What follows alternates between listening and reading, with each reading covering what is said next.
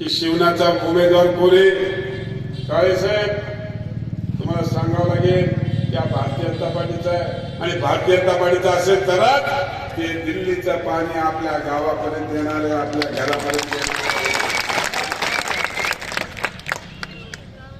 आपल्या सगळ्यांना माहिती आहे 2014 मध्ये नरेंद्र मोदीजी पंतप्रधान झाले. जनधन अकाउंटच्या माध्यमातून आपल्या सगळ्यांची खाती उघडली. आज आपल्याला सगळ्या माहिती आहे शेतकरी सन्मान योजनेचे दर वर्षाला आपल्याला 6,000 रुपये केंद्र शासनाचे डायरेक्ट डीबीटीच्या माध्यमातून आपल्या खात्यात येतात.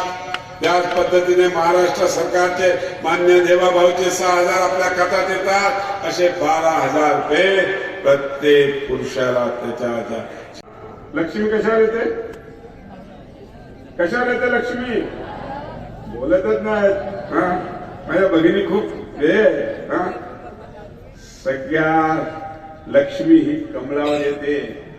आणि माझी आपल्याला सगळ्यांना विनंती आहे, आपल्या गावापर्यंत विकासाची लक्ष्मी आणायची असेल, आपल्या घरापर्यंत विकासाची लक्ष्मी आणायची असेल तर 7 तारखेला सकाळी लवकर उठा, लवकर तयार व्हा आणि जे लक्ष्मीचं वाहन आहे, जे कमळ आहे, त्या कमळाचं बटन दाबून या शिवना गटातून, या शिवना सर्कल मधून भारतीय जनता पार्टीचे आमचे उमेदवार यांना तिघांनाही भरघोस मतांनी विजयी करावं.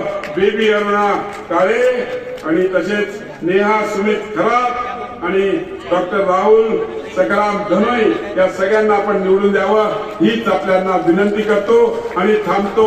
धन्यवाद. जय हिंद, जय महाराष्ट्र, जय श्रीराम.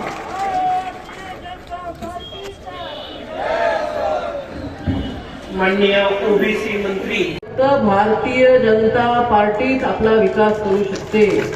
त्याच्यामुळे माझी विनंती आहे की पुन्हा आपल्याला त्या ठिकाणी विनंती करते, येणाऱ्या 7 तारखेला आपल्या सर्वांचे मतदान रूपी आशीर्वाद भारतीय जनता पार्टीच्या शिवना सर्कलच्या तिन्ही उमेदवाराला त्या ठिकाणी द्या आणि तुमची सेवा करण्याची संधी त्यांना द्या.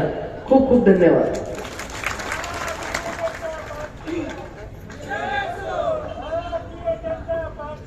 राज्याचे मुख्यमंत्री आदरणीय देवाभाऊ यांनी ज्या लोककल्याणकारी योजना आणलेल्या आहेत त्या प्रत्येक लोककल्याणकारी योजना भारतीय जनता पार्टीचा कार्यकर्ता हा तळागाळापर्यंत त्या ठिकाणी पोहोचवतो आणि त्या लोककल्याणकारी योजनेचा फायदा हा जनतेला होतो आणि त्याच्यामुळे जनतेच्या मनामध्ये 18 पगड जातीनं सोबत घेऊन या जिल्हा परिषद आणि पंचायत समितीच्या माध्यमातून सर्वांना आम्ही योग्य ते जे लाभ आहे ते लाभ देण्याचा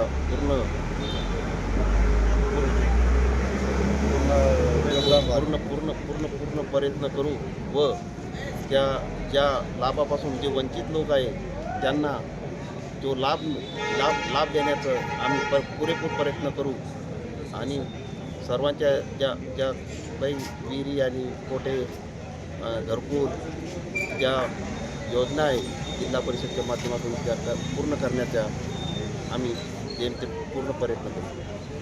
निमित्त आज ओबीसीचे नेते माननीय आपत्ती साहेब या ठिकाणी मार्गदर्शन करण्यासाठी आले होते आणि या मार्गदर्शनासाठी आमच्या जिल्हा परिषद जन आणि गटातून जे उमेदवार उभे आहेत त्यांना भरभरून मतदान करण्यासाठी त्यांनी या सभेला संबोधित केलं आणि देवेंद्र फडणवीस यांच्या नेतृत्वाखाली सर्व महाराष्ट्रात जे महानगरपालिकेला भरभरीत यश मिळालं त्या यशाची